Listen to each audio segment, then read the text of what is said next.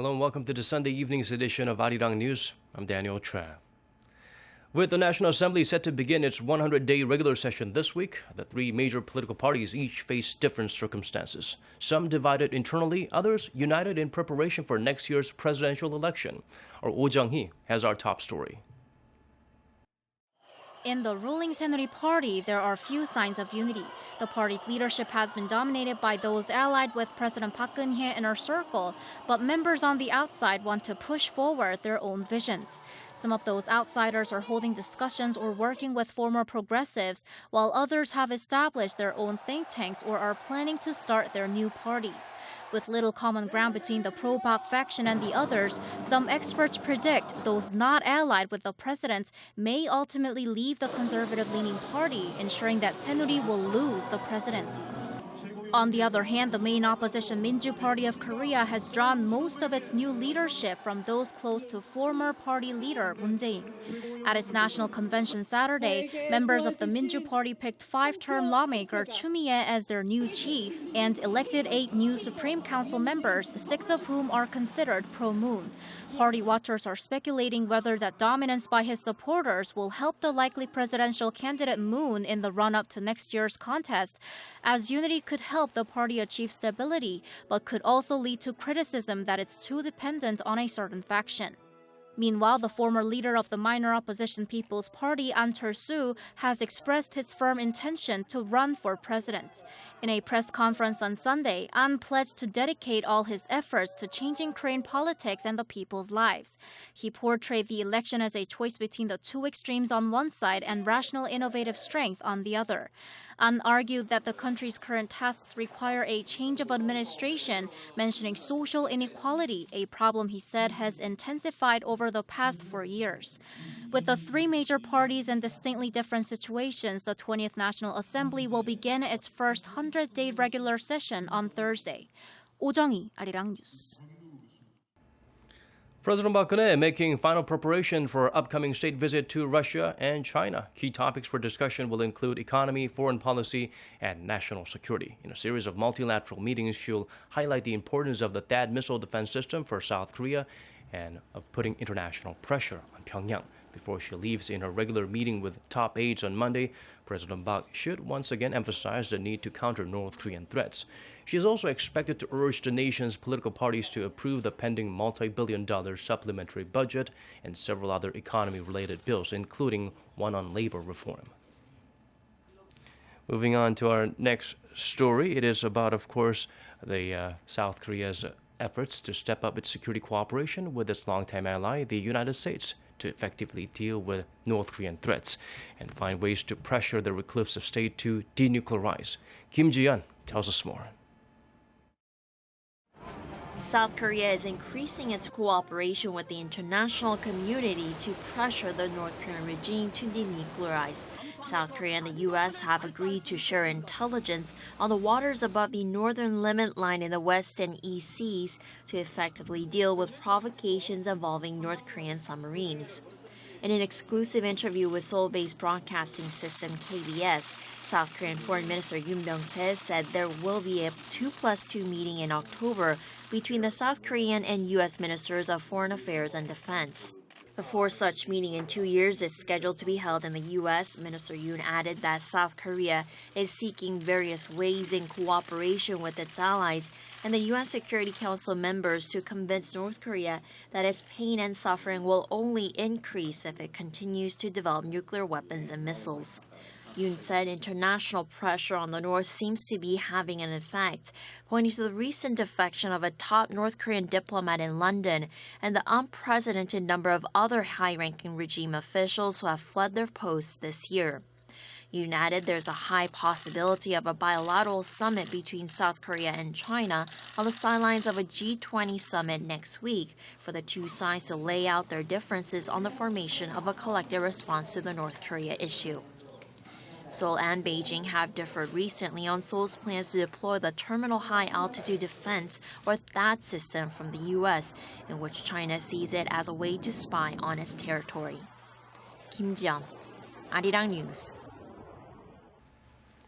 North Korea has hit back at a unanimous statement from the UN Security Council condemning its latest test firing of a submarine-launched ballistic missile. The North's foreign ministry, through its state media, threatened to take, quote, action steps in retaliation for the statement, which was drafted by the United States and supported by North Korea's main ally, China. Pyongyang accused the U.S. and what it called its followers on the Security Council of threatening North Korea's dignity and right to exist by criticizing its nuclear program, calling the program a deterrence for self-defense. It also claimed it has the ability to turn U.S. forces in the Pacific to ashes.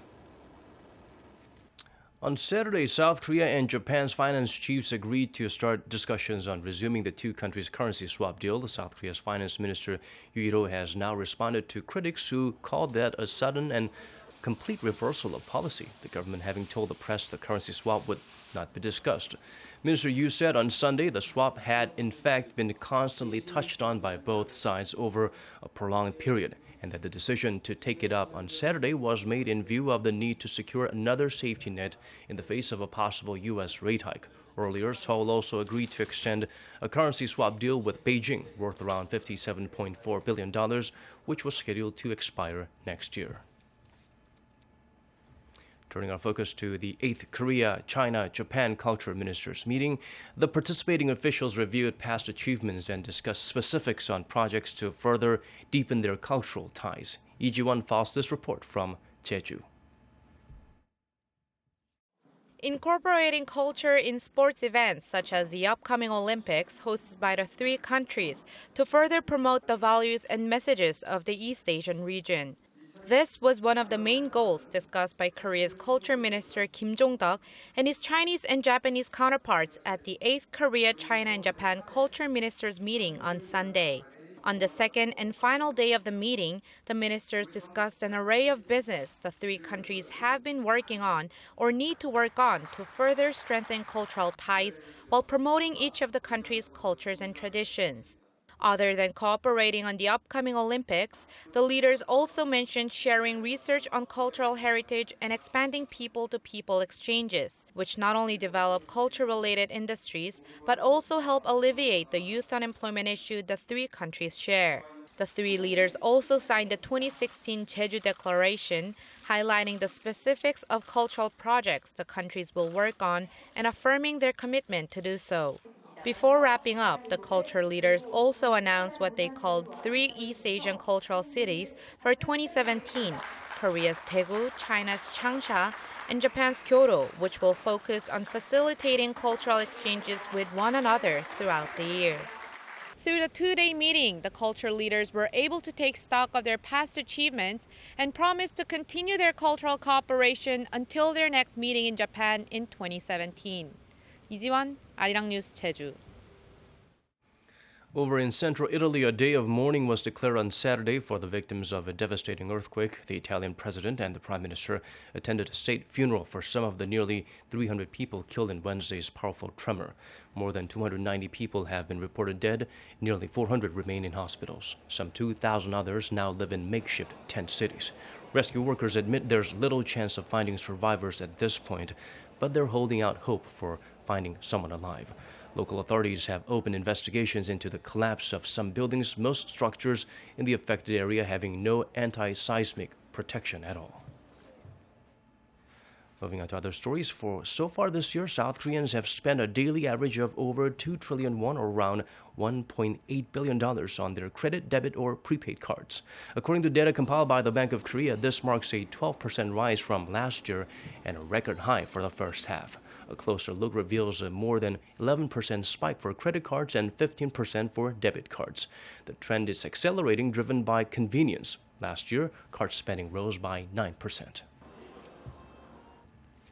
The Korea Electric Power Corporation, or Kepco, has bought a solar power plant in Colorado, signifying its first entry into the U.S. energy market.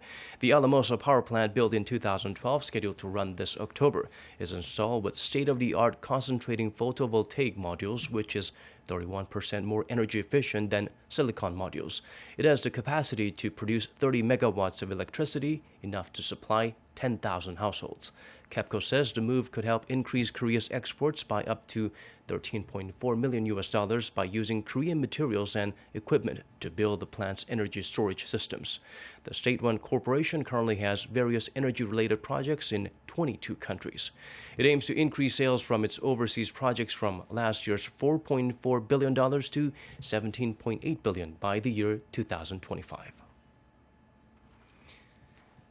And now the weather before we go. If you're in the nation, you are just in time to bid farewell to the hot and humid Korean summer, but also this is the time to be wary of the extreme temperature differences between day and night. Seoul starts Monday at 18, Gwangju 16, Jeju 21 degrees Celsius. Things will warm up a little bit to 27 in the capital, the City of Lights, and the southernmost island as well. And now let's check out the weather conditions in other parts of our world.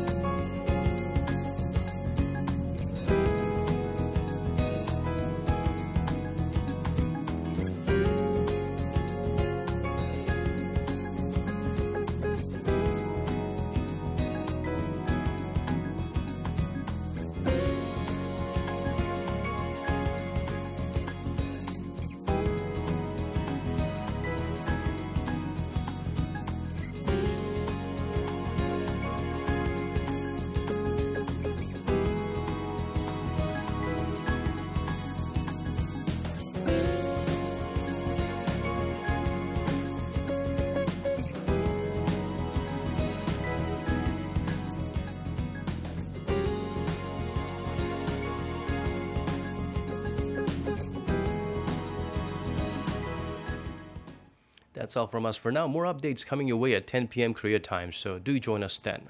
Thank you for watching.